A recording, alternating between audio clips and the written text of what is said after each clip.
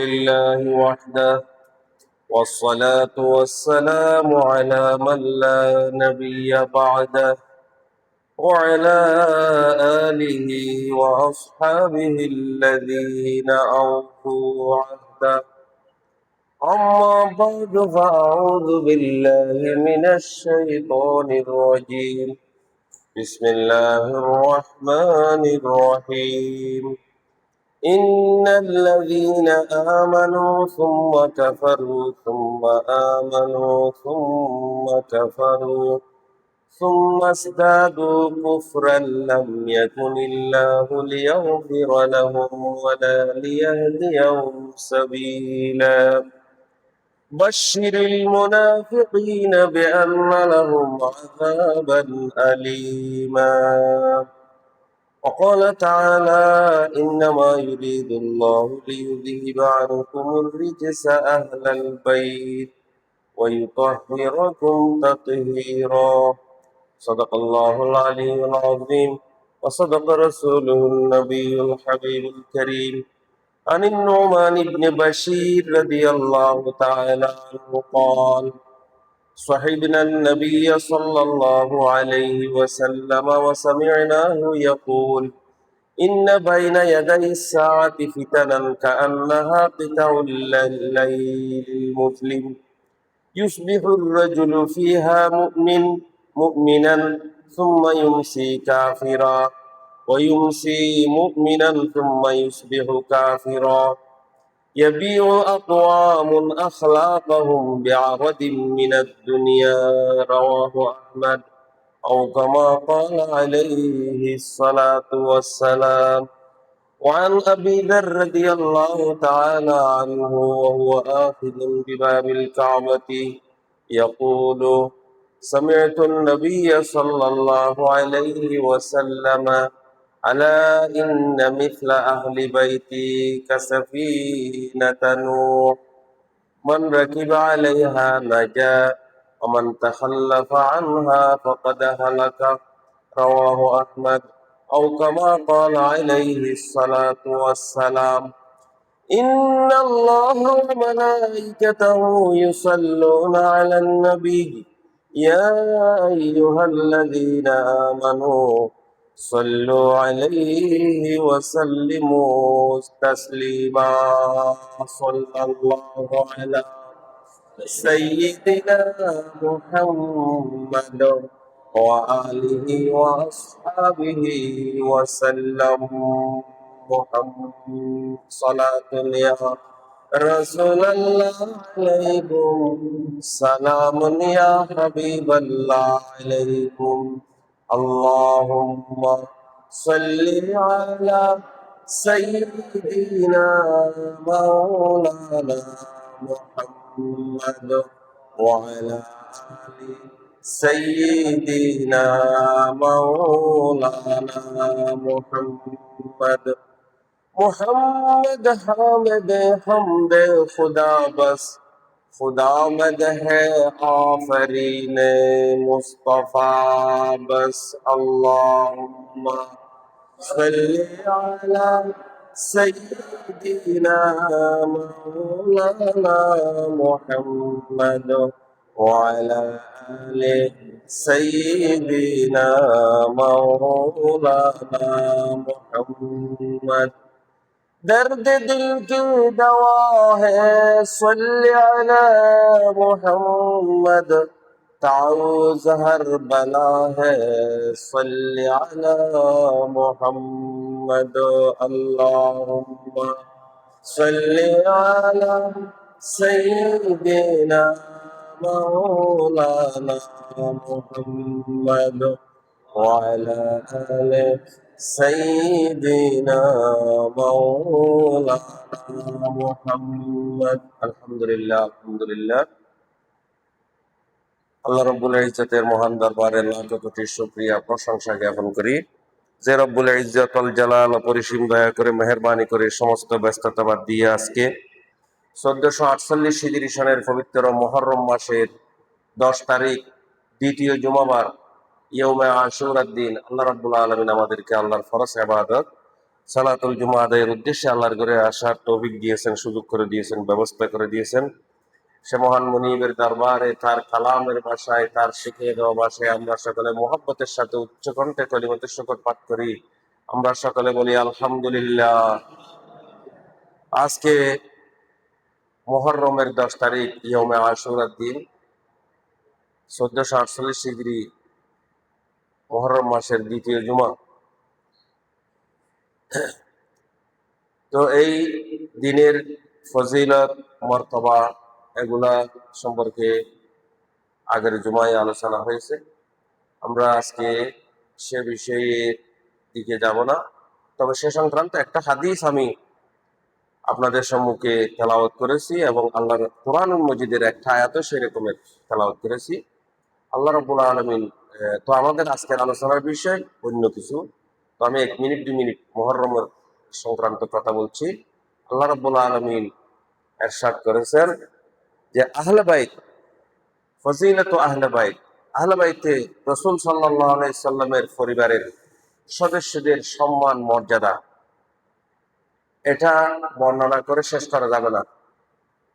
আল্লাহ রসুলের উপর যখন দরুদ শরীফ পাঠ করা হয়, সাথে সাথে আল্লাহ রসুলের পরিবারের উপরও দরুদ শরীফ পাঠ করতে হয়। এটা আমরা প্রতিনিয়ত করি, কিন্তু আমরা বুঝি না। দেখেন, আল্লাহুম্মা সাল্লি আলা মুহাম্মাদ ওয়া আলা আলি মুহাম্মাদ। আল্লাহ, তুমি অজস্র রহমত বরকত নাজিল করো তোমার হাবিব শেষ নবী রহমতুল লিল আলামিন মুহাম্মদ মুস্তাফা সাল্লাল্লাহু আলাইহি সাল্লামের প্রতি, ওয়া আলা আলি মুহাম্মদ, এবং তার পরিবার পরিজনের উপরও নাজিল করো। আল্লাহু আকবার। এরকমের এটা, তাহলে এখান থেকে তাহলে আহলে বাইত, আল্লাহ রসুলের পরিবারের উপরও দরুদ শরীফ পড়তে হয়। এটা আমরা পড়ি কিন্তু বুঝতেছি না। তাই আল্লাহ তাআলা বলেন, ইন্নামা ইউরিদুল্লাহ লিইয়ুযহিবা আনকুমুর রিজসা আহলাল বাইত। আল্লাহ তাআলা আর ইচ্ছা হলো আল্লাহ রসুলের পরিবারকে পূত পবিত্র রাখা, সব রকমের অপবিত্রতা থেকে, এবং তাদেরকে সম্পূর্ণরূপে আল্লাহ তাআলা পবিত্র রেখেছেন। ওই তাহিরাতুম তাতহিরা, এটার অনেক ব্যাখ্যা, আমরা সেদিকে যাব না। তো আমরা পৃথিবীর ইতিহাসে বিভিন্ন রকমের ঘটনা সংঘটিত হয়েছে যে মুহররমের 10 তারিখ, এর মধ্যে বিশেষ করে মূসা আলাইহিস সালামের সংক্রান্ত, এটা আমি আগের জুমাগুলোতে আলোচনা করেছি। এবং মূসা আলাইহিস সালাম বনী ইসরাইলকে আল্লাহ তাআলা ফেরাউনের দাসত্ব থেকে, ফেরাউনের জুলুম নির্যাতন থেকে আল্লাহ তাআলা হেফাজত করেছেন, এবং আল্লাহ পয়গম্বরের দুশমনকে, তার অনুসারী সহ আল্লাহ তাআলা যে নীল নদের মধ্যে ডুবাইয়ে ধ্বংস করে দিয়েছেন তাদের চোখের সামনে, সেটা ছিল এই মুহররমের 10 তারিখ। তো রাসূল সাল্লাল্লাহু আলাইহি সাল্লামের হায়াতে নববীর পর, ওফাতের শরীফের পর প্রায় 30 বছর পরে আরেকটি ঘটনা সংঘটিত হয়েছে, সেটাও যে মুহররমের 10 তারিখ হয়েছে। তবে সেটার সাথে মুসলমানদের ঈমান আকীদার সাথে সম্পৃক্ত বিষয় নয়, যেহেতু এটা নবুয়তের কত বছর পরে, প্রায় 37 বছর পরে। সেটা হলো কারবালার প্রান্তরে নবী সাল্লাল্লাহু আলাইহি ওয়াসাল্লামের প্রিয় দৌহিত্র নাতি হযরত হুসাইন রাদিয়াল্লাহু তাআলা আনহুকে যে শাহাদাত বরণ করেছেন, তাকে কুফাবাসীদের আমন্ত্রণে তিনি কুফায় গিয়েছিলেন। যাওয়ার পথে কারবালা প্রান্তরে তাকে কি করেছে, আটক করেছে, তাকে আর যেতে দেয়নি, বাধা দিয়েছে, এবং পরিশেষে তাকে সেখানে কুফাবাসীদের সাথে, এজিদের বাহিনীর সাথে যুদ্ধ করতে হয়েছে। সেখানে তিনি সপরিবারে শাহাদাত বরণ করেছেন। সেটা ছিল যে এই মুহররমের 10 তারিখ। তবে এটা ঈমান আকীদার সাথে সম্পৃক্ত বিষয় নয়, কিন্তু আল্লাহ রসুলের পরিবার পরিজনকে মহব্বত করে, সেটা ঈমানের অংশ। সেটা কিসের অংশ? ঈমানের অংশ। তো হযরত হুসাইন রাদিয়াল্লাহু তাআলা আনহু যে মুসলমানদেরকে নিয়ে, তার পরিবার পরিজনকে নিয়ে তিনি সেখানে গিয়েছিলেন, নিজের ইচ্ছাই যাননি। তারা যে অনেক চিঠি পাঠিয়েছিলেন, তাকে সেখানে যাওয়ার জন্য দাওয়াত দিয়ে তাকে অনেক পত্র পাঠিয়েছিলেন যে তার হাতে বায়াত গ্রহণ করবেন, সেরকমের দিয়ে। কিন্তু তারা তাকে হযরত হুসাইন রাদিয়াল্লাহু তাআলা আনহুকে সহযোগিতা করার জন্য এগিয়ে আসেনি। তারা ইয়াজিদের বাহিনী যখন তাকে ওই ফোরাতের প্রান্তরে বাধা দিয়েছিল, সেখানে তাকে শাহাদাত বরণ করতে হয়েছে। জন্য আহ আল্লামা ইকবাল রহমতুল্লাহ আলাই তিনি অত্যন্ত যে হৃদয় ভরা, হৃদয়ে আবেগে আপ্লুত হয়ে তিনি বলেছিলেন, মুঝে কুফাওয়ালো, মুঝে কুফাওয়ালো, मैं आया नहीं गो नहीं बुलाया गया हो, मुझे कुफावालो मैं आया नहीं हो। যে আমি নিজে নিজে আসিনি, আমাকে দাওয়াত দিয়ে এখানে আনা হয়েছে। তো সে হুসাইন রাদিয়াল্লাহু তাআলা আনহুকে সেখানে শাহাদাত বরণ করতে হয়েছে। যারা দাওয়াত দিয়েছিল তারা চুপ মেরে থেকেছিল, তাকে সহযোগিতা করার জন্য আসেনি। তো যাই হোক, সেটা তো তো রসুল সাল্লাল্লাহু আলাইহি ওয়াসাল্লামের পরিবারের সদস্য হযরত ফাতেমা রাদিয়াল্লাহু তাআলা আনহু, হযরত হুসাইন রাদিয়াল্লাহু তাআলা আনহু, হযরত হাসান রাদিয়াল্লাহু তাআলা আনহু এবং হযরত আলী রাদিয়াল্লাহু তাআলা আনহু সহ আজওয়াজ মুতাহহারাত রাদিয়াল্লাহু আনহুম, এদেরকে মহব্বত করা এটা ঈমানের একটা অংশ। তো সেই ফুরাতের প্রান্তরে, ফুরাত নদীর তীরে হযরত হুসাইন রাদিয়াল্লাহু তাআলা আনহুকে শাহাদাত বরণ করতে হয়েছে। অথচ আল্লাহর রাসূল বলেছেন যে আমি তোমাদের কাছে দুইটি জিনিস রেখে যাচ্ছি, তারাকতু ফীকুম তারাকতু ফীকুম শাইআইনে তারাকতু ফীকুম আমরাইনে, আমি তোমাদের কাছে দুইটা বিষয় রেখে যাচ্ছি। একটা হচ্ছে আল্লাহর কিতাব, আর একটা হচ্ছে আমার পরিবারবর্গ, ওয়া আহলু বাইতি, আহলে বাইতি, আমার পরিবার পরিজনকেও তোমাদের কাছে রেখে যাচ্ছি। তাদেরকে সম্মান করতে হবে কিয়ামত পর্যন্ত, যতক্ষণ আল্লাহ। এ হাদিসে সেটা, আর হাদিসে ওয়াসুন্নতি সেটা আছে, আর এখানে ওয়া আহলি বাইতি। এবং আরেক হাদিসে আল্লাহ রাসূল বলেন, উযাক্কিরুকুম ফি আহলি বাইতি, আমি তোমাদেরকে আমার আহলে বাইতের ব্যাপারে সাবধান করেছি, সতর্ক করেছি, খবরদার তাদের সাথে যাতে যাতে কোনো রকমের অমর্যাদা, অসম্মানজনক কোনো কিছু না হয়, তাহলে তোমরা ধ্বংস হয়ে যাবে, ধ্বংস হয়ে যাবে। এই জন্য একটা হাদিস আমি যেটা পড়েছি সেটার অনুবাদটা আপনাদেরকে শোনাই দিয়ে আমার মূল আলোচনার দিকে চলে যাবো আজকে। যে হযরত আবু যর রাদিয়াল্লাহু তাআলা আনহু তিনি হাদিস বর্ণনা করছেন। তিনি ওয়াহুয়া আশিজুন বিবাবিল কাবা, তিনি কাবা শরীফের দরজা মুবারক ধরে, গেলাপ ধরে তিনি বলেছেন, সামিতুন নবিয়্যা সাল্লাল্লাহু আলাইহি ওয়াসাল্লাম, আমি আল্লাহর নবী, আল্লাহর হাবিব সরকার দো আলম সাল্লাল্লাহু আলাইহি ওয়াসাল্লামের কাছে শুনেছি, তিনি বলেছেন, ইয়াকুলু আলা ইন্না আহলা বাইতি মিসলা সাফিনাতা নূহ, ও দুনিয়াবাসীরা তোমরা জেনে রাখো, আমার পরিবারের সদস্যরা হচ্ছে তোমাদের কাছে নূহ আলাইহিস সালাতু ওয়াস সালামের কিস্তির মতো, নৌকার মতো, মিসলা সাফিনাতা নূহ। তো নূহ আলাইহিস সালামের নৌকার মধ্যে যারা উঠেছিল আল্লাহ তাআলা তাদেরকে নাজাত দিয়েছেন, তারা নাজাত পেয়েছিল, নাজাত। ওমান তাখাল্লাফা আনহা হালাকা, যারা নূহ আলাইহিস সালামের ডাকে সাড়া দিয়ে নূহ আলাইহিস সালামের নৌকাতে আরোহণ করেনি, তারা ধ্বংস হয়ে গেছে, বরবাদ হয়ে গেছে, তারা ফানির তুফানে বেশে ধ্বংস হয়ে গেছে। তো আল্লাহর রাসূল বলেন, আমার পরিবারের সদস্যরা হচ্ছে ওই নূহ আলাইহিস সালামের নৌকার মতো। তোমরা যদি তাদেরকে সম্মান করো তোমরা নাজাত পাবে, তাদের প্রতি ভক্তি শ্রদ্ধা করো তোমরা নাজাত পাবে এবং তোমরা মুক্তি পাবে। আর যদি তাদের ব্যাপারে অবহেলা করো, তাদের অসম্মান করো, তাহলে তোমরা ধ্বংস হয়ে যাবে, বরবাদ হয়ে যাবে। আল্লাহ রাসূল 1400 বছর আগে, 1500 বছর আগে উম্মতকে সাবধান করে গেছেন। এই জন্য রসুল সাল্লাল্লাহু আলাইহি সাল্লামের পরিবার পরিজন, তার আহলে বাইত, আজওয়াজ মুতাহহারাত সহ সমস্ত সাহাবায়ে কেরামের প্রতি যে শ্রদ্ধা, ভালোবাসা, মহব্বত থাকতে হবে। আল্লাহর রসুল বলেছেন, আসহাবি কান নুজুম, আমার সাহাবীরা হচ্ছে তোমাদের জন্য আকাশের তারকার মতো। বিআইহিম ইকতাদাইতুম ইহতাদাইতুম, তোমাদের মধ্যে যারা আমার যে কোনো সাহাবীকে অনুসরণ করবে তারা হেদায়েত প্রাপ্ত হবে। সুবহানাল্লাহ। তো রসুল সাল্লাল্লাহু আলাইহি সাল্লাম হযরত হুসাইন, হাসান রাদিয়াল্লাহু তাআলা এদের ব্যাপারে বলেছেন, প্রত্যেকের ব্যাপারে আলাদা আলাদা হাদিস আছে, যে মান আহাব্বা হুসাইনান ফাকাদ আহাব্বানি, যে আমার হুসাইনকে মোহাব্বত করলো সে আমাকে মোহাব্বত করলো। অমান আবগাজা হুসাইনান ফাকাদ আবগাদানি, যে আমার হুসাইনকে অসন্তুষ্ট করলো সে আমাকেই অসন্তুষ্ট করলো।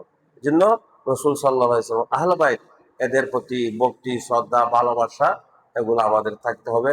আল্লাহ তাআলা আমাদের সকলকে বোঝার জন্য তৌফিক দান করুক, আমিন। সম্মানিত হাজরিন, আসলে সময় খুব দ্রুত চলে যাচ্ছে। আমি যে বিষয়ের উপর আজকে আপনাদের সম্মুখে কিছু বলার নিয়ত করেছিলাম সেটা হচ্ছে যে ঈমান বিনষ্টকারী বিষয়সমূহ।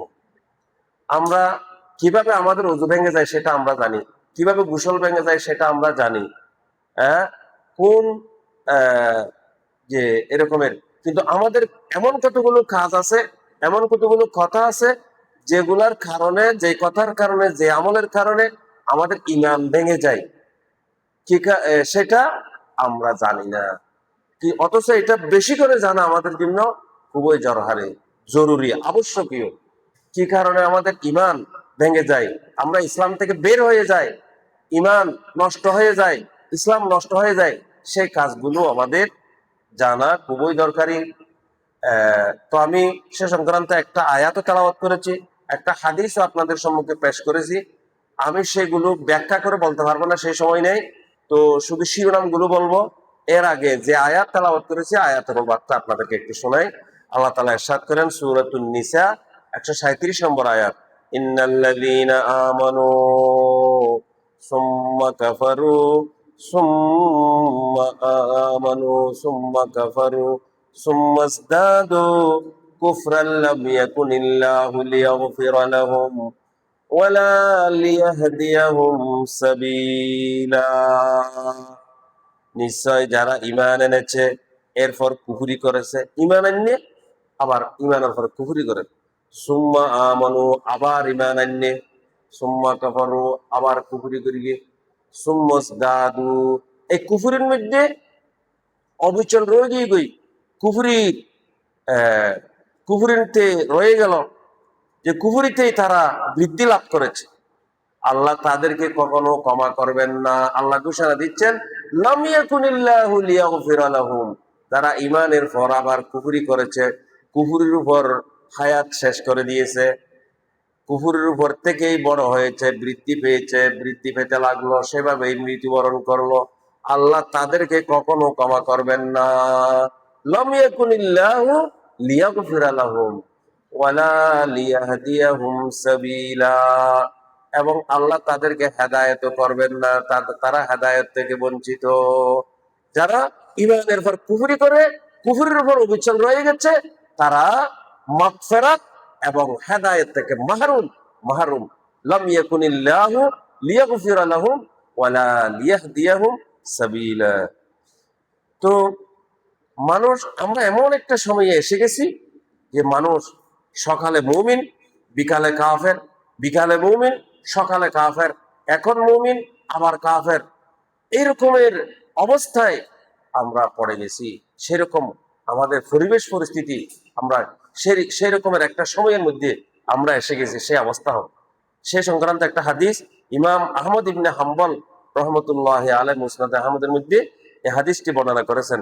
হযরত নোমান ইবনে বশীর রাদিয়াল্লাহু তাআলা আনহু হাদিস বর্ণনা করছেন, ক্বালা সাহিবনা নবী সাল্লাল্লাহু আলাইহি ওয়াসাল্লাম, আমরা রাসূলুল্লাহ সাল্লাল্লাহু আলাইহি ওয়াসাল্লামের সাথে ছিলাম, ওয়া সামি'নাহু, এবং আল্লাহর রাসূলকে বলতে শুনেছি। সে সময় আমরা আল্লাহর রাসূলের কাছে শুনেছি, তিনি বলেছেন, ইন্না বাইনা ইয়াদাই সাআতি ফিতানান কান্নাহা কিতাউল লাইলিল মুজলিম। কিয়ামতের পূর্বে রাতের গুটগুটে অন্ধকারের মতো, গাঢ় অন্ধকারের অংশের মতো ফিতনা ফাসাদ শুরু হবে। কিয়ামতের আগে নানান রকমের ফিতনা, নানান রকমের বিপর্যয়, নানান রকমের ষড়যন্ত্র হবে। ওই রাতের গাঢ় অন্ধকারের মতো সে অবস্থা এসে যাবে। তখন কি হবে? যে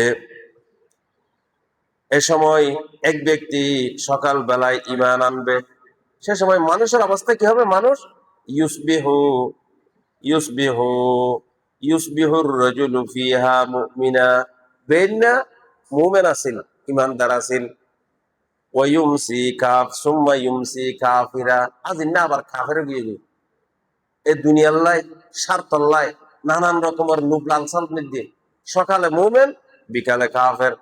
ওয়া ইউমসি মুমিনান সুম্মা ইউসবিহু কাফিরা।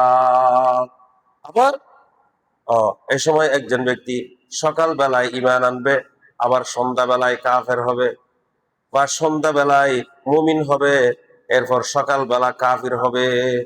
এরকমের অবস্থা কিয়ামতের আগে আসবে। এটা ১৫০০ বছর আগে আল্লাহ রসুল ঘোষণা দিয়েছেন। আরো কি বলছেন? ইয়াবিউ আকওয়ামুন খালাকাহুম বিআরদিম মিনাদ দুনিয়া। অনেক জাতি, অনেক সম্প্রদায়, অনেক মানুষ কি করবে? দুনিয়ার স্বার্থের জন্য তাদের নীতি নৈতিকতা, তাদের চরিত্র, তাদের ঈমান আকীদাকে ধ্বংস করে দেবে। নাউযুবিল্লাহ। ঈমান আকীদা বিক্রি করে ফেলবে। যে কি জন্য? দুনিয়া পাওয়ার জন্য, দুনিয়ার জন্য। আমার টাকা লাগছে, যে আমার জমিদারি, আমার বাদশাহী, আমার ক্ষমতা, আমার স্বার্থ, এগুলো লাগছে আমার আতুন ঈমান আকীদা নালা নাউযুবিল্লাহ। সেরকমের অবস্থা হবে। ইয়াবিউ আখলাকাহুম বিআরাদিম মিনাদ দুনিয়া। ইয়াবিউ আখলাকাহুম, দুনিয়ার সামান্য অর্থ সম্পদের লোভে একদল লোক তাদের চরিত্র বিক্রি করে ফেলবে। ইমাম ইমাম আহমদ ইবনে হাম্বল রহমতুল্লাহ আলাই এই হাদিস বর্ণনা করে। এরকমের হাদিস আরো বিভিন্ন হাদিস গ্রন্থে আছে। তো আমি আপনাদেরকে যে বিষয়টা আজকে উপস্থাপন করতে চাই, যে কোরআন এবং হাদিসের আলোকে বলা যায় যে এমন কিছু কথা ও কর্ম আছে যা বললে বা করলে একজন ব্যক্তি ঈমান বা ইসলামের গণ্ডির ভিতরে আর থাকবে না। সে ঈমান থেকে বের হয়ে যাবে, সে আর মুসলমান থাকে না, সে ইসলামের গণ্ডির ভিতরে থাকে না, ঈমানের গণ্ডির ভিতরে থাকে না। এই ধরনের বিষয় অনেক অসংখ্য আছে। তবে যে আমাদের ওই ইমামগণ যে যে অনেকগুলো বলেছেন, এর মধ্যে কয়েকটা আমি আপনাদের সম্মুখে বলবো। সময় কিন্তু আর 2 মিনিট আছে। আমি শিরোনামগুলো বলবো। 1 নম্বর, এর মধ্যে শিরিক। এর মধ্যে 1 নম্বর কি? শিরিক করলে সে মুমিন হলেও তার মধ্যে আর ঈমান নেই, ঈমান থেকে বের হয়ে গেল, তার সমস্ত আমল বরবাদ। ওয়ালাউ আশরাকু লাহাবিতু আনহুম মা কানু ইয়ামালুন। যারা শিরক করে তাদের সমস্ত আমল বরবাদ। আল্লাহ তাআলা আল্লাহর রাসূলকে সম্বোধন করে বলছেন, লাইন আশরাকতা লায়াহবাতান্না আমালুকা। ও আমার রাসূল, আমি আপনার প্রতি ওহী নাযিল করছি, আপনার পূর্ববর্তী পয়গম্বরদের উপর ওহী নাযিল করেছি এই মর্মে যে যদি আপনি শিরক করেন, লায়াহবাতান্না আমালুকা, আপনার সমস্ত আমল বরবাদ হয়ে যাবে। শুধু তাই নয়, ওয়ালা তাকুনান্না মিনাল খাসিরিন, আপনি চরম ক্ষতিগ্রস্তদের মধ্যে শামিল হয়ে যাবেন। তাহলে শিরক এটা এমন একটা কাজ যেটার মাধ্যমে মানুষ আর ইসলামের গণ্ডির ভিতরে থাকে না, ঈমানের ভিতরে থাকে না, ঈমান থেকে বের হয়ে যায়। তো এই শিরোনামটা, এরপরে এই সংক্রান্ত অনেক আয়াত হাদিস আছে। এরপরে দ্বিতীয় হলো যে ইবাদতে নিজের মাঝে ও আল্লাহর মাঝে অন্য কাউকে মাধ্যম সাব্যস্ত করা। ইবাদতে নিজের মাঝে ও আল্লাহর মাঝে মান জাআলা বাইনাহু ওয়া বাইনাল্লাহি ওয়াসাইতা, যে আমি আল্লাহর ইবাদত করার জন্য আমাকে মাধ্যম ধরতে হবে, এরকম মাধ্যম ধরা। হ্যাঁ, আল্লাহর মাঝে মাধ্যম সাব্যস্ত করা, এটা মাধ্যমে মানুষ কি হয়ে যায়? ঈমান থেকে বের হয়ে যায়। এরপরে তৃতীয়, কাফের মুশরিকদের কাফের মনে না করা। কাফের কাফের বলে মনে না করুন, মুশরিকের মুশরিক বলে মনে না করুন। তাদের কুফরি সম্পর্কে সন্দেহ হতে ইবে কাফের নয় ফল্লার, ইবে মুশরিক নয় ফল্লার। আও ইয়াশুক্কু ফি শিরকে ওয়াল কুফর, ফি শিরকিহি ওয়া কুফরিহিম, মুশরিককে মুশরিক নয় বলে সন্দেহ পোষণ করা, কুফর কাফেরকে কাফের নয় বলে সন্দেহ পোষণ করা, অথবা তাদের ধর্মকে সঠিক বলে মনে করা, কাফেরকে কুফরের ধর্মকে শিরিকের ধর্মকে সঠিক বলে মনে করা। হ্যাঁ, যারা এরকম মনে করবে তারা আর ইসলামের ভিতরে নেই, তারা ইমানের গণ্ডির থেকে বের হয়ে গেছে। মাল্লাম ইউকাফিরিল মুশরিকিনা আও ইয়াশুক্কু ফি কুফরিহিম আও সাহহাহা মাযহাবাহুম কুফরুন, সে কুফরের মধ্যে নিমজ্জিত হয়ে গেল। এরপরে চতুর্থ হলো যে মান ইতাকাদা আন্না গায়রা হাদিয়িন নবী সাল্লাল্লাহু আলাইহি ওয়াসাল্লাম আকমালু মিন হাদিহি আও আন্না হুকমা গায়রিহি আহসানু মিন হুকমিহি, এরকম বিশ্বাস করা যে মুহাম্মদ মুস্তাফা সাল্লাল্লাহু আলাইহি সাল্লাম আল্লাহর রাসূলের আদর্শের চেয়ে অন্য কারো আদর্শ অধিক পরিপূর্ণ। অর্থাৎ মুহাম্মদ সাল্লাল্লাহু আলাইহি সাল্লাম যে দিন নিয়ে এসেছেন সেই দিনের সাথে হদিবে আরো বেশি ভালো, ইবে আরো বেশি উত্তম, এরকম যদি কেউ বিশ্বাস করে এবার মুসলমান নাই, এবার কি নাই মুসলমান নাই, এবার ইমানের মুমিনের ভিতরে নেবে, ইমানের মুমিনের তুন বাইরে গিয়ে গই, এবার ইসলামের তুন বাইরে গিয়ে। এমন বিশ্বাস করা যে রাসূলুল্লাহ সাল্লাল্লাহু আলাইহি সাল্লামের আদর্শের চেয়ে অন্য কারো আদর্শ অধিক পরিপূর্ণ, অথবা তার শরীয়তের চেয়ে অন্য কোনো বিধান উত্তম, অন্য কোনো আদর্শ উত্তম, এরকম যদি কেউ মনে করে তাহলে সে আর মুসলমানের ভিতরে নাই, ইসলামের গণ্ডির ভিতরে নাই, ইসলামের গণ্ডি থেকে সে বের হয়ে গেছে। এরকমের এর সংক্রান্ত কোরআনের অনেক আয়াত অনেক হাদিস বর্ণিত আছে। এরপরে 5 নম্বর, মান ইস্তাহজা বিশাইইন মিন দীনির রাসূলি আও সাওয়াবাহু আও ইকাবাহু কুফরুন, আল্লাহর দ্বীন নিয়ে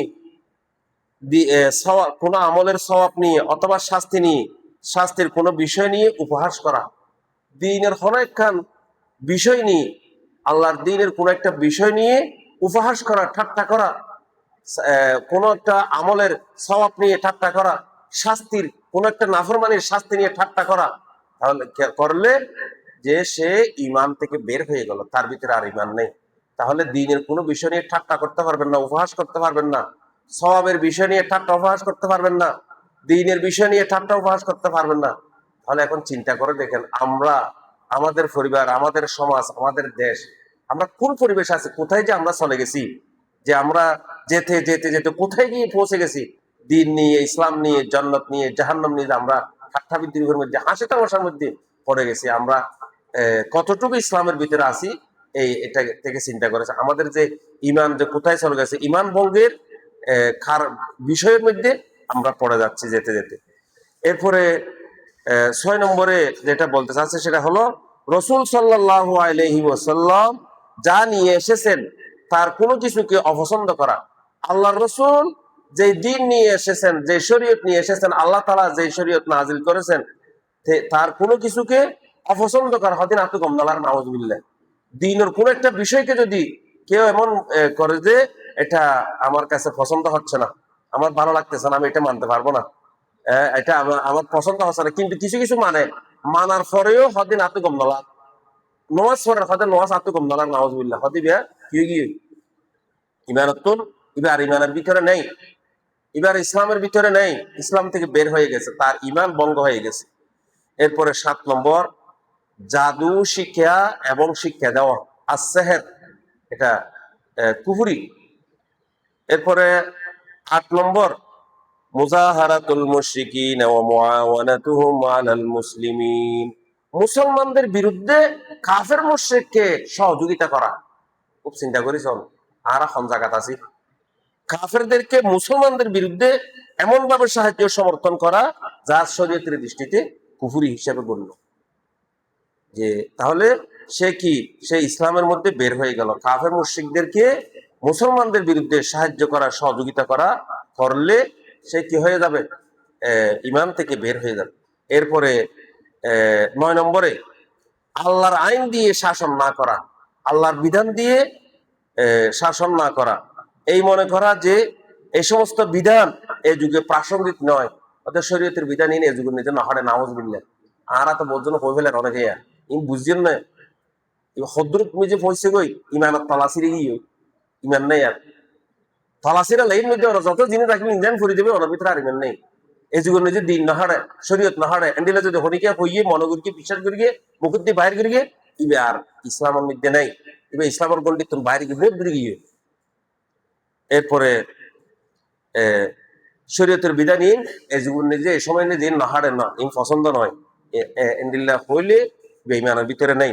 এরপরে 10 নম্বর যেটা আল ইরাদু আন দীনিল্লাহি লা ইয়াতাআল্লামুহু ওয়া লা ইয়ামালু বিহি, আল্লাহর দিন থেকে সম্পূর্ণ মুখ ফিরিয়ে নেওয়া, তা শিখে না এবং তার উপর আমলও করে না। দিন নো মানে দিন নো শিখে দিন থেকে সম্পূর্ণ বিমুখ হতি নাই এতারই ন বুঝি ইসলাম নাউজুবিল্লাহ ইসলাম ইমানি নাই ন বুঝি না তো নলা এন্ডিল্লা যদি হনিকা হয়ে দেয় নাউজ ইমানের ভিতরে নাই। তো সম্মানিত হাজিরিন, এবং আরো অনেক বিষয় আছে। হালালকে হারাম মনে করা, হারামকে হালাল মনে করা, তাহলিলুল হারাম ও তাহরিমুল হালাল, হারামকে হালাল করে নিয়ে হারামকে হালাল করে নিয়ে এটা কুফরি। এবং মুনাফিকি করা কুফরি। আপনি মুসলমানকে মুনাফিক বলতে পারবেন না, যে এই যে আপনি বড় বড় মুনাফিক বলছেন, এটা সাবধান। এরপরে রসুল সাল্লাল্লাহু আলাইহি সাল্লামের সুন্নতকে অস্বীকার করা, ইনকার করা, ইনকার সুন্নতিন নববিয়্যা, এবং কুফরের উপর সন্তুষ্ট থাকা, আর রাদাবিল কুফরে কুফরুল, কুফরের উপর সন্তুষ্ট হওয়া এটাও কুফর। তো আমরা এই যে কয়েকটা কথা বলেছি এগুলার পিছনে এগুলার সাথে অনেক আয়াতে করিমে আছে, অনেক হাদিস আছে। আমি সময়ের স্বল্পতায় সেগুলো উপস্থাপন করতে পারি, শুধু শিরোনামগুলো বলেছি। ইনশাআল্লাহ আল্লাহ তাআলা যদি তৌফিক দেন সামনে এগুলো নিয়ে আলোচনা করবো আরো। তো আমরা ঈমান ভঙ্গকারী বিষয়গুলো থেকে আমাদেরকে সাবধান থাকতে হবে। ওয়া আখিরু দাওয়ানা আলহামদুলিল্লাহ ওয়া তাওফিক ইল্লা বিল্লাহ।